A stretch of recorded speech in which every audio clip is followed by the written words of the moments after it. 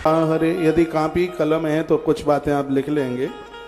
कितनी तरह की धातु की वो पिंडियां हैं जो लोगों को आनंद कर देती।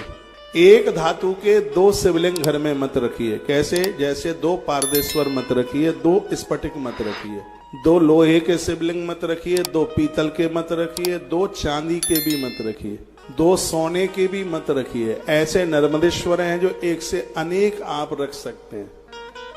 मान लिया जाए एक चांदी का शिवलिंग है आपके पास और एक चांदी की जलेहरी में नर्मदेश्वर है, तो आपको एक ही शिवलिंग चांदी का माना जाएगा, वो दूसरा चांदी का नहीं, वो नर्मदेश्वर ही माना जाएगा। वैसा ऐसे बताते हैं कि शिवलिंग जिस धातु का है नीचे की जलेहरी उसी धातु की होनी चाहिए। लेकिन ऐसे भगवान नर्मदेश्वर हैं जिनकी पिंडी पत्थर की और जिनकी जलेहरी चांदी की, गिरा हुआ पानी सीधे पितृलोक जाकर के पहुंचता है। नर्मदेश्वर भगवान चांदी की जलेहरी पर बैठे हैं। एक लोटा चढ़ाने का मतलब पूर्वजों के लिए 16 दिन का आपने श्राद्ध किया, ऐसा लिंग पुराण के अंतर्गत वर्णन किया गया। मैं तो चाहता हूं कि देश कोई भी घर ऐसा ना हो जिस घर में लड्डू गोपाल, जिसके घर में नर्मदेश्वर और जिसके घर में भगवान सालग्राम ना हो।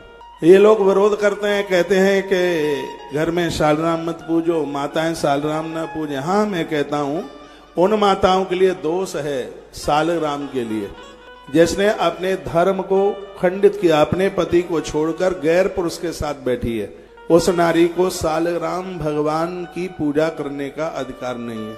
जो गर्भ में बच्चों को मारती है उसे सालग्राम भगवान की पूजा करने का अधिकार नहीं है। जो ऋतुकाल के नियमों को नहीं मानती उसे सालग्राम भगवान की पूजा करने का अधिकार नहीं है।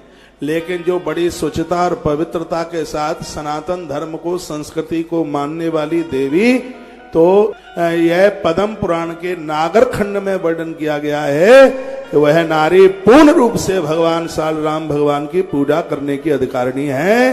ये मैंने 50 बार अपनी कथा में कहा है।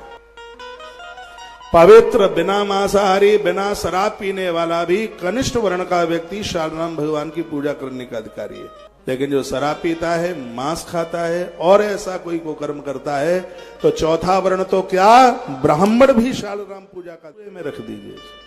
तुलसी में शंकर जी नहीं रखे जाते। तुलसी में या तो गंगा जी की बटलियां रखी जाती है, शंख सीपी रखी जाती है उसमें, या उसमें भगवान सालग्राम रखे जाते हैं।